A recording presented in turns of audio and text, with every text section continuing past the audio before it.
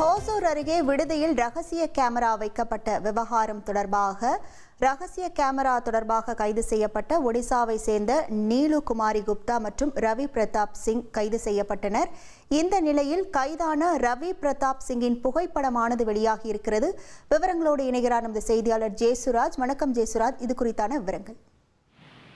அதாவது ஓசூர் அருகே ராயக்கோட்டை அடுத்துள்ள வன்னிபுரம் பகுதியில இந்த ஐபோன் உதிரி பாகங்கள் தயார் செய்யும் டாடா தொழிற்சாலை உள்ளது.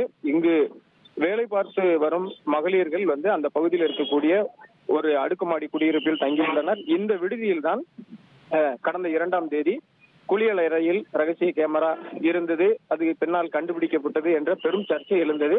அதனைத் தொடர்ந்து இந்த விவகாரத்தில் ஒடிசா மாநிலத்தைச் சேர்ந்த ஒரு இளம் பெண்ணை தனிப்படை போலீசார் கைது செய்தனர்.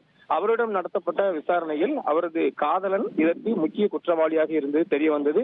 தனிப்படை போலீசார் அவரை டெல்லிக்கு சென்று கைது செய்தனர்.